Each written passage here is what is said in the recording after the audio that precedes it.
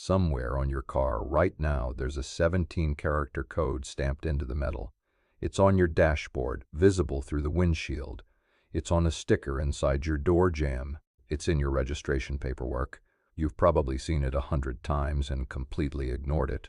It looks like a random string of letters and numbers that a guy at the DMV made up by dropping his keyboard. It's not random. Every single character in that code means something specific. That string of 17 characters contains your car's country of origin, who built it, what platform it was built on, what safety features it has, what year it was made, which factory made it, and a unique serial number that distinguishes your specific car from every other car ever made. This is the vehicle identification number, the VIN, and once you know how to read it, you can decode a car's history, catch fraud, identify recalls, and never get scammed on a used car purchase again. Let's break it down. Before 1981, VINs were the Wild West. Different manufacturers used different formats, different lengths, different character systems. If you were trying to track a stolen car across state lines or match a vehicle to a recall or verify ownership in a title dispute, good luck. There was no standardization. In 1981, the National Highway Traffic Safety Administration, NHTSA, standardized the VIN format for all vehicles sold in the U.S. The standard was adopted internationally through ISO 37779 shortly after. Now every car built for the U.S. market uses the same 17-character format and the same positional encoding rules. The immediate benefits were obvious. Law enforcement could track stolen vehicles nationally, manufacturers could execute targeted recalls, insurance companies could verify vehicle identity, and buyers could research a car's history before purchasing. The VIN is basically your car's birth certificate, social security number, and medical record rolled into one. The 17-character VIN is divided into 3 distinct sections. Each section encodes specific information. Once you understand the 3-section structure, the rest is just detail. Section 1 is characters 1 through 3. This is called the World Manufacturer Identifier, the WMI. It tells you who built the vehicle and where. Section 2 is characters 4 through 9. This is the Vehicle Descriptor section, the VDS. It tells you what the vehicle is, its model, body style, engine type, restraint systems.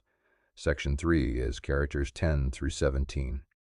This is the Vehicle Identifier section, the VIS. It tells you when and where the specific vehicle was made and gives it a unique serial number. Think of it like a shipping label. Section 1 is the sender. Section 2 is a description of the contents. Section 3 is the specific package identifier. If you've ever scanned a barcode at work or watched a warehouse scene in any heist movie, you get the structure.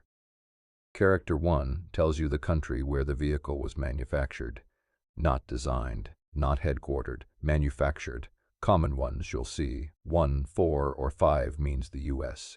2 means Canada. 3 means Mexico. J means Japan. K means Shavkar. J means Japan. K means South Korea. W means Germany. S can mean the UK or Poland depending on subsequent characters. L means China. Here's where it gets interesting. A Toyota Camry built in Georgetown, Kentucky starts with 4 or 5 US made. A Ford Focus built in Wayne, Michigan starts with 1. A BMW built in Spartanburg, South Carolina starts with 4 or 5. A BMW built in Munich starts with W. Same brand, different character, different factory. This matters for trade data, safety recalls, and parts sourcing. It also fuels endless arguments on car forums about which version of a given car is better, the German-made one or the US-made one. Those arguments are usually more tribal than evidence-based, but the VIN is where they start. Character 2 narrows down the specific manufacturer within that country. Combined with Character 1, you get the full world manufacturer identifier across positions 1, 3.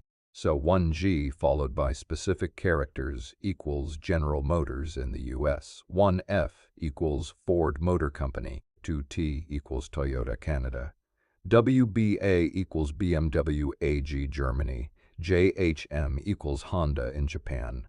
You're building up a picture of who exactly made this car and roughly where. Small manufacturers, ones that produce fewer than 500 vehicles per year, use a 9 in position 3 of the WMI and then use characters 12 through 14 of the VIS to complete their identifier. This is why decoding a VIN from a low-volume exotic manufacturer looks slightly different than a mainstream car. Positions 4 through 8, the descriptor.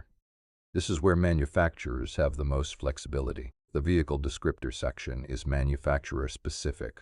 They define what each character means for their own vehicles. This is why you need a brand-specific decoding guide or a database to interpret these positions precisely. In general terms, these characters encode vehicle line or model, 4, body style, 5, restraint systems, 6, check digit, 9, engine type, 8. Manufacturers vary in how they use positions 4 through 8. Some use one character for the model line and another for the trim level. Others combine them. The restraint system character is one people overlook. It doesn't just say has airbags. It specifies active seatbelt pretensioners versus passive driver-only airbag versus dual front and side airbag configurations. In a serious insurance claim or a post-accident investigation, this character tells the story of what safety equipment was present at the time of sale. The engine code is the one gearheads care about most. This is how you verify whether a V8 car actually came from the factory with a V8,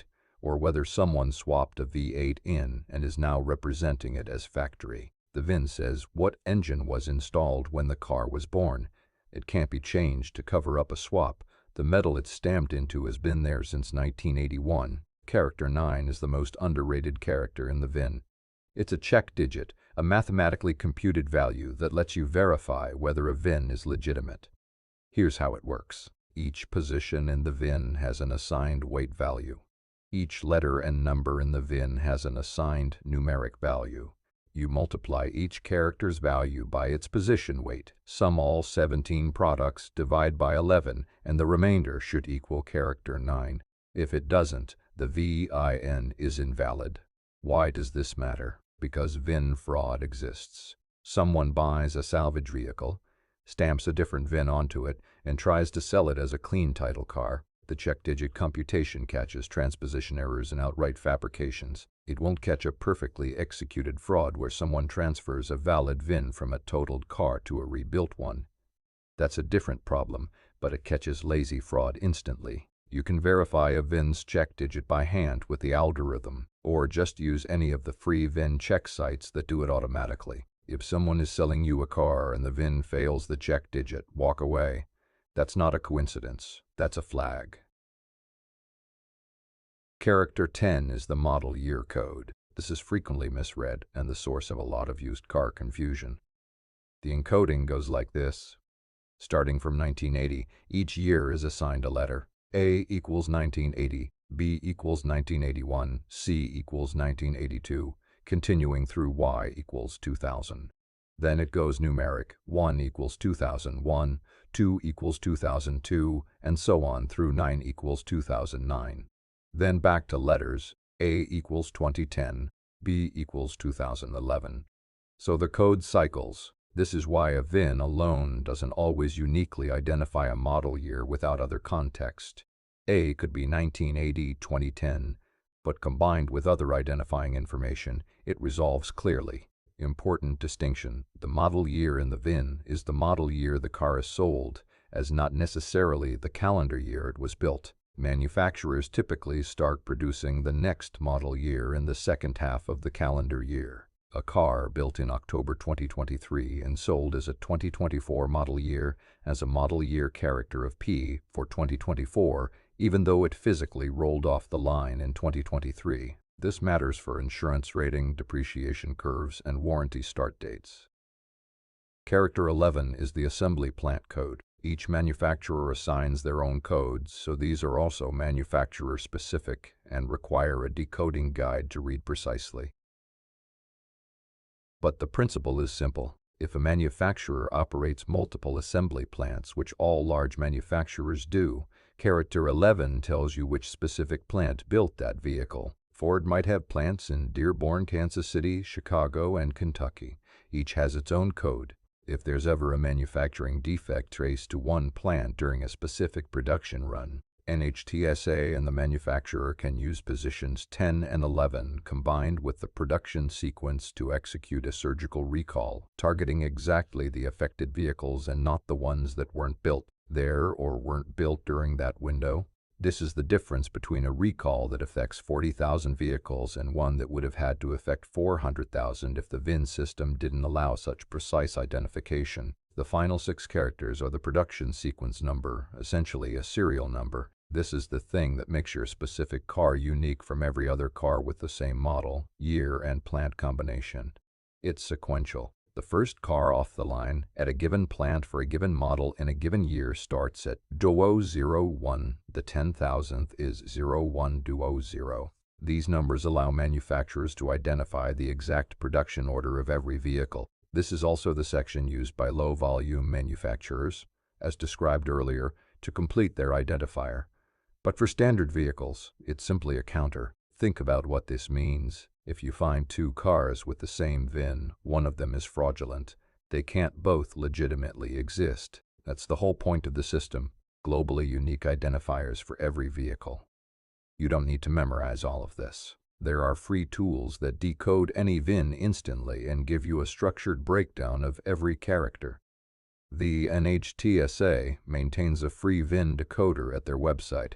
You enter the 17 characters and get back the manufacturer, make, model, year, plant, and a list of any active recalls associated with that VIN. That recall lookup is the most practically useful function. It tells you whether there's an open safety issue that hasn't been addressed yet. Third-party services like Carfax and AutoCheck go further. They pull title records, odometer readings from state inspections, reported accidents, auction history, and ownership counts. These cost money but are worth it for any used car purchase of significant value. They can't catch everything. Some title washing and unreported damage does slip through, but they catch the common stuff. The free minimum when buying a used car, an HTSA decoder for recall check. Run the check digit algorithm yourself or via a free site. Match the VIN on the dashboard to the VIN on the door. Jam and verify both match the title. Any discrepancy is a problem. Your VIN is in multiple locations on your car by design. It's not just on the dashboard. That's the most visible location, but it's not the only one. Dashboard, visible through the windshield on the driver's side, at the base of the windshield where it meets the dash. This is stamped into a metal plate that's riveted to the dashboard structure. Door jamb. There's a label sticker on the driver's door jamb. This typically also includes tire pressure specifications and load rating data. Engine block, stamped directly into the metal of the engine. This is used to verify that the engine hasn't been swapped with one from a different vehicle. Relevant for emissions testing and title purposes in some states. Frame, on trucks, and older body-on-frame vehicles, stamped into the frame rail. Important for salvage and rebuild. Title verification, all of these should match. A mismatch between the dashboard VIN and the door jamb VIN is a serious red flag. A mismatch between any of them and the title is a serious legal problem. VIN fraud is a real thing. It's been around since before the standardization, and the standardization made it harder but not impossible. The most common scheme, take a clean title, car with a salvage twin. The salvage car was totaled and has a branded title. The clean car is sold, but the fraudster swaps or restamps the VIN from the clean car onto the salvage car. The damaged car now appears to have a clean history. This is called VIN cloning or VIN switching, and it's a federal crime. Detection methods. The check digit catches fabricated VINs. Cross-referencing the dashboard VIN, door jamb VIN, and engine VIN makes physical switching much harder. You'd have to alter multiple locations. And VIN verification services like Carfax maintain title records that would show 2 simultaneous ownership chains, both the real car and the clone, which creates a detectable anomaly. The more practical everyday fraud. Odometer rollback. The VIN itself doesn't record mileage, but Carfax and similar services aggregate mileage readings from state inspections, dealer service records, and auction sales. If a car was recorded at 97,000 miles at a state inspection 2 years ago and is now listed for sale at 61,000 miles, that's flagged. Not foolproof, but it catches the obvious cases. The VIN is a standardized 17-character identifier for every vehicle sold in the U.S. since 1981. Characters 1-3 tell you the country of origin and manufacturer. Characters 4-9 describe the vehicle model, body, engine, safety systems. Character 9 is a check digit that mathematically validates the entire VIN. Character 10 is the model year code, which cycles and can be confused without context. Character 11 is the assembly plant, the thing that enables surgical recalls. Characters 12-17 are the serial number, globally unique per vehicle. Mismatched VINs across locations mean fraud, period. Free tools exist to decode any VIN and check for open recalls. The VIN can't be changed to cover up what a car is. The metal remembers.